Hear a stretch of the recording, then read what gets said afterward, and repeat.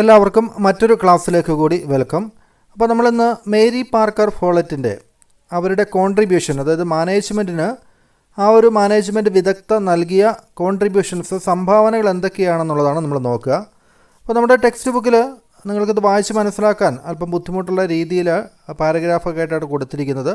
ഞാൻ കുറച്ചുകൂടി അതിനെ സിംപ്ലിഫൈ ചെയ്തുകൊണ്ട് ഒരു നോട്ട് പോലെ റെഡിയാക്കിയിട്ടുണ്ട്. അപ്പോൾ നിങ്ങൾക്കത് എക്സാം എഴുതുന്നതിന് വേണ്ടി നിങ്ങൾക്കത് ഉപയോഗിക്കുകയും ചെയ്യാം. അപ്പോൾ നമുക്ക് നോക്കുക, ഇവിടെ 1868 മുതൽ 1933 വരെയായിരുന്നു ഈ മേരി പാർക്കർ ഫോളറ്റിൻ്റെ ഒരു ജീവിത കാലഘട്ടം എന്ന് പറയുന്നത്. നമുക്ക് born in Boston, USA in 1868, അമേരിക്കയിൽ ബോസ്റ്റൺ എന്ന് പറയുന്ന സ്ഥലത്ത് 1868 അവർ ജനിച്ചത്. എഡ്യൂക്കേറ്റഡ് അറ്റ് കേംബ്രിഡ്ജ് യൂണിവേഴ്സിറ്റിയിലായിരുന്നു പഠിച്ചത് അല്ലേ. എന്തൊക്കെയായിരുന്നു പഠിച്ചത്? Political economy, science, philosophy and law, ഇത്തരം കാര്യങ്ങളിലൊക്കെ അറിവ് നേടിയിട്ടുള്ള ഒരു വ്യക്തിയായിരുന്നു.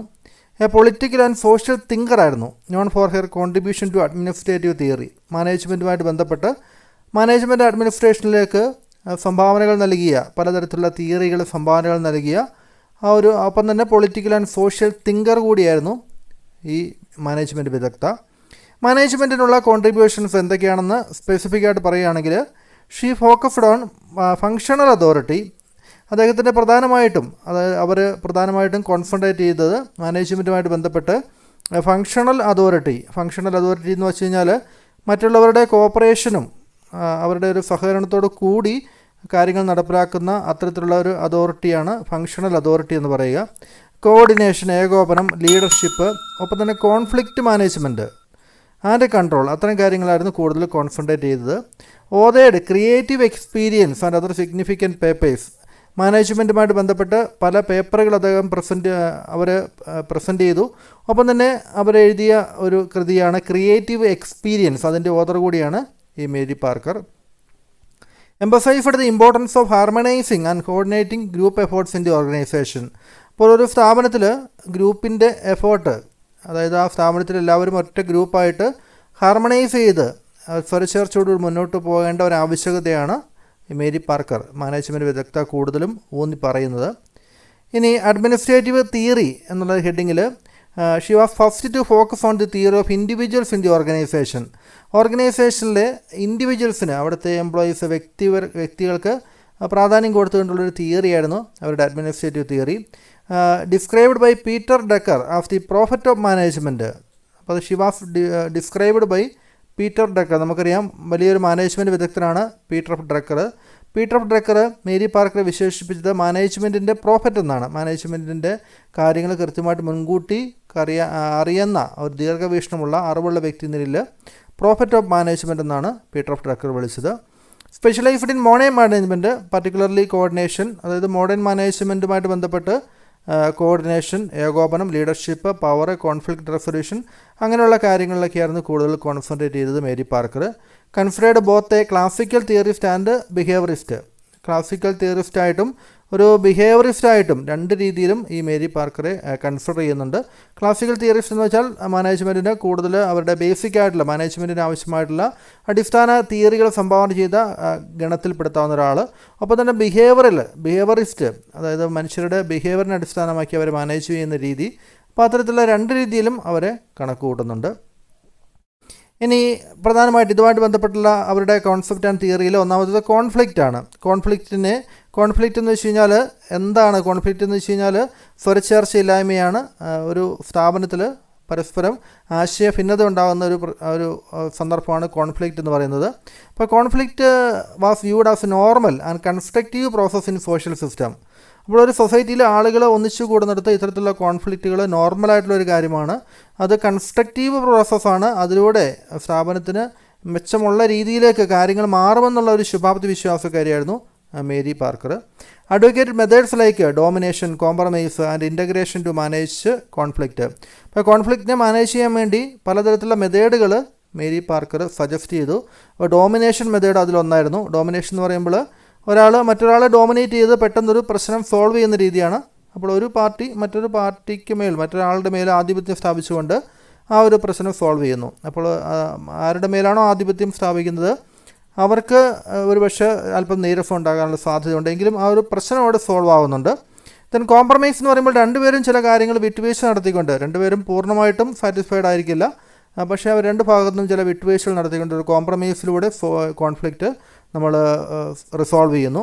And integration to manage conflict, മറ്റൊരു രീതിയാണ് ഇൻ്റഗ്രേഷൻ എന്ന് പറയുന്നത്. ഇൻ്റഗ്രേഷൻ എന്ന് പറയുമ്പോൾ രണ്ടുപേരുടെയും കൂടിയിരുന്ന്, കോൺഫ്ലിക്റ്റ് ഉണ്ടാക്കുന്ന രണ്ടുപേരുടെയും കൂടിയിരുന്ന് എന്താണ് ഒരു സൊല്യൂഷൻ എന്നുള്ളത് തീരുമാനിച്ച് രണ്ടുപേർക്കും സാറ്റിസ്ഫൈഡ് ആയിട്ടുള്ള ഒരു സൊല്യൂഷനിലേക്ക് എത്തുന്ന രീതിയാണ് ഇൻ്റഗ്രേഷൻ എന്ന് പറയുന്നത്.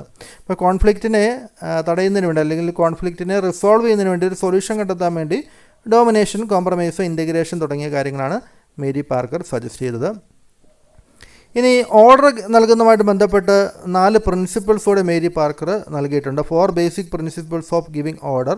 ഒന്നാമത് കോൺഷ്യസ് ആറ്റിറ്റ്യൂഡ്, രണ്ടാമത്തത് responsible attitude, 3 experimental attitude, 4 pooling the result. അങ്ങനെ 4 രീതികളാണ് ഓർഡർ ഗിവിംഗ് ഓർഡേഴ്സ്, മറ്റൊരാൾക്ക് നിർദ്ദേശം കമാൻഡ് നൽകുന്നതുമായിട്ട് ബന്ധപ്പെട്ട് അതിൻ്റെ ബേസിക് പ്രിൻസിപ്പിളായിട്ട് മേരി പാർക്കർ പറയുന്ന ഈ 4 ഒന്നാമത് കോൺഷ്യസ് ആറ്റിറ്റ്യൂഡാണ്. അതായത് we fully aware of the situation, individuals and conducts when giving orders considering the impact on those involved. നമ്മൾ ആർക്കാണോ ഓർഡർ നൽകുന്നത് അവരെക്കുറിച്ച് കൃത്യമായിട്ട് മനസ്സിലാക്കി ആ ഒരു സിറ്റുവേഷൻ മനസ്സിലാക്കി ഓർഡറുകൾ നൽകണം എന്നുള്ളതാണ് കോൺഷ്യസ് ആറ്റിറ്റ്യൂഡ് എന്നുള്ളത് ഉദ്ദേശിക്കുക. കോൺഷ്യസ് എന്ന് വെച്ച് കഴിഞ്ഞാൽ ബോധപൂർവമായെന്നാണ്. അപ്പോൾ അങ്ങനെ ബോധപൂർവമായിട്ടുള്ള ഒരു മനോഭാവത്തോടുകൂടി ഓർഡറുകൾ നൽകുക. രണ്ടാമത്തെ റെസ്പോൺസിബിൾ ആറ്റിറ്റ്യൂഡാണ്. അതായത് നമ്മളൊരു ഓർഡറുകൾ നൽകുമ്പോൾ അതിൻ്റെ കോൺസിക്വൻസസ്, അതിൻ്റെ അനന്തരഫലങ്ങൾ എന്താണെങ്കിലും അത് ഏറ്റെടുക്കാനുള്ള റെസ്പോൺസിബിലിറ്റി ഓർഡറുകൾ നൽകുന്ന വ്യക്തിക്കൊണ്ട് തുടങ്ങിയ കാര്യങ്ങളാണ് അത് ഉൾപ്പെടുത്തിക്കൊണ്ടാണ് റെസ്പോൺസിബിൾ ആറ്റിറ്റ്യൂഡ് എന്ന് ഉദ്ദേശിക്കുക. ദെൻ എക്സ്പെരിമെൻ്റൽ ആറ്റിറ്റ്യൂഡാണ്. അതായത് leader should be willing to adapt and modify the orders based on feedback and changing circumstances. അപ്പോൾ നമുക്ക് ഓർഡറുകൾ ഒരിക്കൽ നൽകി കഴിഞ്ഞാൽ അത് പിന്നീട് മാറ്റം വരുത്തില്ല എന്ന് പറയാൻ വേണ്ടി സാധിക്കില്ല. നമുക്ക് ചേഞ്ചിങ് സർക്കംസ്റ്റൻസസ്, മാറുന്ന സാഹചര്യങ്ങൾക്കനുസരിച്ച് ഓർഡറിൽ ചിലപ്പോൾ മാറ്റം വരുത്തേണ്ടി വന്നേക്കാം. ഒരു ഓർഡർ നൽകുമ്പോൾ ട്രീറ്റിംഗ് ദ പ്രോസസ് ആ learning experience rather than rigid command, ഒരു കർക്കശമായിട്ടുള്ള ഓർഡർ എന്നതിലുപരിയായിട്ട് ഒരു ലേണിംഗ് എക്സ്പീരിയൻസ് ആയിട്ട് നമ്മളൊരു ഓർഡർ നൽകി അതിൻ്റെ കോൺസിക്വൻസ് എന്താണെന്ന് നോക്കി ആ ഒരു സാഹചര്യം നോക്കിയിട്ട് വേണമെങ്കിൽ അതിന് മാറ്റം വരുത്താം അല്ലേ. അപ്പോൾ ഒരു ലേണിംഗ് എക്സ്പീരിയൻസ് ആയിട്ട് നമ്മൾ അതിൽ നിന്നൊരു കാര്യം പഠിച്ച് ഇമ്പ്രൂവ്ഡ് ആയിട്ടുള്ള ഒരു ഓർഡർ ഇറക്കുന്ന രീതിയിൽ അല്ലേ. അതുകൊണ്ടാണ് അതിന് എക്സ്പെരിമെൻ്റൽ ആറ്റിറ്റ്യൂഡ് എന്ന് പറയുന്നത്. ദെൻ പൂളിംഗ് ദ റിസൾട്ട്, മറ്റൊന്ന് gather input and feedback from those affected by the order. നമ്മളൊരു ഓർഡർ ഇറക്കുമ്പോൾ അതിൻ്റെ ഇമ്പാക്റ്റ് അത് പരിശോധിച്ചിട്ട് അത് ആരൊക്കെയാണോ അതിലാൽ അഫക്റ്റ് ചെയ്യപ്പെടുന്നത് അപ്പോൾ അത് കാര്യങ്ങളൊക്കെ നോക്കിയിട്ട് ആ ഫീഡ്ബാക്ക് എടുത്തിട്ട് നമ്മൾ പരസ്പര സഹകരണത്തോടു കൂടി മുന്നോട്ട് പോകുന്ന രീതിയാണ് ഈ ഒരു പൂളിംഗ് ദ റിസൾട്ട് എന്ന് പറയുന്നത് ഓർഡർ നൽകുന്നതിൽ. അപ്പോൾ ഈ 4 പ്രിൻസിപ്പിളാണ് ഓർഡർ നൽകുന്നതുമായിട്ട് ബന്ധപ്പെട്ട് മേരി പാർക്കർ മുന്നോട്ട് വെച്ചത്. അപ്പോൾ തന്നെ മേരി പാർക്കർ പവറിനെ ഡിഫൈൻ ചെയ്തത് defined as the ability to initiate change and make things happen. നമുക്ക് മാറ്റങ്ങൾ വരുത്താനുള്ള ആ ഒരു കഴിവ്, അതിനെയാണ് അല്ലെങ്കിൽ ചേഞ്ചസ് വരുത്താനുള്ള ഇനീഷ്യേറ്റ് ചെയ്യാനുള്ള ആ ഒരു എബിലിറ്റിയെ, കഴിവിനെയാണ് പവർ എന്ന് പറയുന്നത്. ഒപ്പം തന്നെ അതോറിറ്റിയെക്കുറിച്ച് പറഞ്ഞത് vested in the job not the person and cannot be delegated എന്നുള്ളതാണ്. Authority is vested in the job. നമ്മുടെ ജോലി എന്താണോ, നമ്മുടെ ഡെസിഗ്നേഷൻ എന്താണോ അതനുസരിച്ചാണ് നമുക്ക് അതോറിറ്റി വരിക. അതായത് ഇൻഡിവിജ്വലായിട്ട് നമ്മുടെ വ്യക്തികളെ ബേസ് ചെയ്തുകൊണ്ട് മാത്രമല്ല, നമ്മുടെ ഡെസിഗ്നേഷൻ എന്താണോ, നമ്മളൊരു സ്ഥാപനത്തിൽ ഏത് സ്ഥാനത്താണോ ഇരിക്കുന്നത് അതിനനുസരിച്ച് നമ്മുടെ അതോറിറ്റിയിൽ മാറ്റം ഉണ്ടാകാം. It cannot be delegated. നമുക്ക് നമ്മുടെ അതോറിറ്റി മറ്റൊരാൾക്ക് ഡെലിഗേറ്റ് ചെയ്യാൻ വേണ്ടി സാധിക്കില്ല. നമുക്കുള്ള അതോറിറ്റി നമ്മുടെ അതോറിറ്റി തന്നെയാണ്. ദെൻ കൺട്രോളിനെ കുറിച്ച് പറഞ്ഞിരിക്കുന്നത് preferred fact based control over man based or super imposed control എന്നാണ്. അതായത് മേരി പാർക്കർ കൺട്രോൾ നടത്തേണ്ട ഒരു വിധം പറഞ്ഞിരിക്കുന്നത് ഫാക്ട് ബേസ്ഡ് ആയിരിക്കണം. നമ്മൾ ഒരു കൺട്രോളിങ് നടത്തുമ്പോൾ ഒരു കാര്യത്തെക്കുറിച്ച് നമ്മൾ അനാലിസിസ് നടത്തുമ്പോൾ അത് ഫാക്ച്വൽ ആയിരിക്കണം. അതായത് വസ്തുതകളെ ബേസ് ചെയ്തുകൊണ്ട്, കൃത്യമായിട്ടുള്ള വസ്തുതകളെ ബേസ് ചെയ്തുകൊണ്ട് വേണം നമ്മളൊരു കൺട്രോളിങ് മെക്കാനിസം അഡോപ്റ്റ് ചെയ്യാൻ വേണ്ടി. അല്ലാതെ man based or super imposed control, ഒരാളുടെ മേൽ അടിച്ചേൽപ്പിക്കുന്ന രീതിയിൽ അത്തരത്തിലുള്ള കൺട്രോളിങ് പാടില്ല എന്നും മേരി പാർക്കർ പറയുന്നുണ്ട്. ദെൻ കോർഡിനേഷനെ കുറിച്ച് പറയുന്നത് defined as the harmonious ordering of facts. കാര്യങ്ങളെ ഒരു ഹാർമോണിയസ് ആയിട്ട് നമ്മൾ സ്വരച്ചേർച്ചയോടുകൂടി ഓർഡറിൽ കൊണ്ടുപോകുന്നതിനെയാണ് കോർഡിനേഷൻ എന്ന് പറയുന്നത്. Coordination is essential for self adjustment and self coordination in planning. അപ്പോൾ പ്ലാനിങ്ങിൽ സെൽഫ് കോർഡിനേഷൻ ആവശ്യമാണ്, സെൽഫ് അഡ്ജസ്റ്റ്മെൻറ്റ് ആവശ്യമാണ്. ഒരു പ്ലാൻ ചെയ്ത് കഴിഞ്ഞാൽ നമുക്ക് ചില അഡ്ജസ്റ്റ്മെൻറ്റുകളും ചില വിട്ടുവീഴ്ചകളും ചില നീക്കുപോക്കുകളൊക്കെ നടത്തേണ്ടി വരും. Essential for self adjustment and self coordination in planning.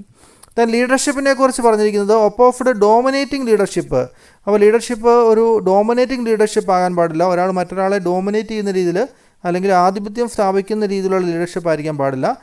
ഒരു ഫങ്ഷണൽ ലീഡർഷിപ്പിനാണ് അവർ കൂടുതൽ പ്രിഫർ ചെയ്തത്. ഫങ്ഷണൽ ലീഡർഷിപ്പ് എന്ന് പറയുമ്പോൾ മറ്റുള്ളവരുടെ സഹകരണത്തോടുകൂടി, കൊളാബറേഷനോടുകൂടി നടത്തുന്ന ലീഡർഷിപ്പാണ് functional leadership. Then a leader should understand the situation, define purpose and anticipate changes. ഒരു ലീഡർ ആ ഒരു സാഹചര്യം കൃത്യമായിട്ട് മനസ്സിലാക്കണം, ഏത് കാര്യത്തിന് വേണ്ടിയാണോ നിലകൊള്ളുന്നത് അതിൻ്റെ പർപ്പസ് മനസ്സിലാക്കണം, മാറ്റങ്ങൾ എന്തൊക്കെ സാധ്യതയുണ്ടോ അതൊക്കെ ആൻറ്റിസിപ്പേറ്റ് ചെയ്ത് മുൻകൂട്ടി കാണണം ഒരു ലീഡർ. അപ്പോൾ തന്നെ believed leaders are created through education and training. ഒരു ലീഡേഴ്സ് അല്ലെങ്കിൽ ഒരു സ്ഥാപനത്തിലെ നേതാക്കന്മാർ ഉയർന്നു വരുന്നത് അവർക്ക് പ്രോപ്പറായിട്ട് ട്രെയിനിങ്ങും എഡ്യൂക്കേഷനൊക്കെ കൊടുക്കുകയാണെങ്കിൽ ലീഡേഴ്സിനെ ക്രിയേറ്റ് ചെയ്യാമെന്നുള്ളതാണ് മേരി പാർക്കർ പറയുക. And they must poses functional knowledge rather than just formal authority.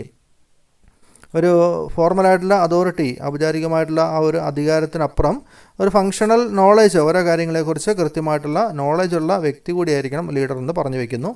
then അതുകൂടാതെ പ്രിൻസിപ്പിൾസ് ഓഫ് കോർഡിനേഷൻ, ഈ കോർഡിനേഷനുമായിട്ട് ബന്ധപ്പെട്ട് കുറച്ച് പ്രിൻസിപ്പിൾസ് കൂടെ മേരി പാർക്കർ പറയുന്നുണ്ട്. ഒന്നാമത്തത് ഡയറക്റ്റ് കോണ്ടാക്റ്റ് ആണ്. അതായത് direct communication is crucial for effective coordination. ഡയറക്റ്റായിട്ട് ആളുകളുമായിട്ട് നേരിട്ട് കോൺടാക്റ്റ് ചെയ്ത് കാര്യങ്ങൾ കോർഡിനേറ്റ് ചെയ്യേണ്ടതുണ്ട് എന്നുള്ളതാണ് പറയുന്നത്. ദെൻ എയർലി സ്റ്റാർട്ടാണ് മറ്റൊരു പ്രിൻസിപ്പിളായിട്ട് പറയുന്നത്. Coordination should begin early in the process. നമ്മൾ എത്രയും പെട്ടെന്ന് തന്നെ കാര്യങ്ങൾ കോർഡിനേറ്റ് ചെയ്ത് തുടങ്ങേണ്ടതാണ്. ഒരു പ്രോസസ്സിൽ ആദ്യം തന്നെ നടക്കേണ്ടത് കാര്യങ്ങളൊക്കെ അറേഞ്ച് ചെയ്ത് കഴിഞ്ഞാൽ അതിനെ കോർഡിനേറ്റ് ചെയ്യുക എന്നുള്ളത് വളരെ ഇമ്പോർട്ടൻ്റ് ആണ്. ദെൻ റെസിപ്രോക്കൽ റിലേഷൻഷിപ്പാണ്. അതായത് കോർഡിനേഷൻ നമുക്ക് എൻഹാൻസ് ചെയ്യാൻ പറ്റുന്നത്, ഇൻക്രീസ് ചെയ്യാൻ പറ്റുന്നത്, കൂട്ടാൻ സാധിക്കുന്നത് മെമ്പേഴ്സ് തമ്മിലുള്ള റെസിപ്രോക്കൽ പരസ്പരമുള്ള ബന്ധത്തിലൂടെയാണ്. പരസ്പരം അവർ ട്രസ്റ്റിലൂടെ, വിശ്വാസത്തിലൂടെ പരസ്പരം സഹകരിച്ചുകൊണ്ടാണ് മുന്നോട്ട് പോകേണ്ടത്. അപ്പോൾ അവിടെ കോർഡിനേഷൻ കൃത്യമായിട്ട് വരും. then കണ്ടിന്യൂസ് പ്രോസസ്സാണ് കോർഡിനേഷൻ എന്ന് പറഞ്ഞാൽ. അതൊരു വൺ ടൈം പ്രോസസ്സല്ല, അതൊരു ഓൺഗോയിങ് പ്രോസസ്സാണ്, തുടർന്നുകൊണ്ടിരിക്കേണ്ട പ്രോസസ്സാണ്, കണ്ടിന്യൂസ് പ്രോസസ്സാണെന്ന് ഇവിടെ പറയുന്നു. അപ്പോൾ മേരി പാർക്കർ ഫോളറിൻ്റെ മാനേജ്മെൻറ്റിലും അഡ്മിനിസ്ട്രേറ്റീവ് തിയറിയിലുമുള്ള വേരിയസ് സംഭാവനകൾ, പ്രധാനപ്പെട്ട കോൺട്രിബ്യൂഷൻസ് ഇതൊക്കെയാണ്.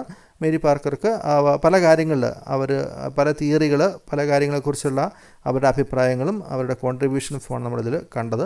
അപ്പോൾ നമ്മളിനി അടുത്ത ക്ലാസ്സിൽ നമ്മൾ അടുത്ത ആളുടെ, അതായത് കോൺട്രിബ്യൂഷൻ ഓഫ് എൽട്ടൺ മേയോയുടെ കോൺട്രിബ്യൂഷൻ നമുക്ക് അടുത്ത ക്ലാസ്സിൽ കാണാം. അപ്പോൾ നിങ്ങൾ മറക്കാതെ വീഡിയോ ഒന്ന് ലൈക്ക് ചെയ്യുക, നിങ്ങളുടെ അഭിപ്രായങ്ങൾ എഴുതുക, ഫ്രണ്ട്സിനായിട്ട് ഷെയർ ചെയ്ത് ഈ ക്ലാസ്സിനെ സപ്പോർട്ട് ചെയ്യുകയും ചെയ്യുക. Okay, thank you.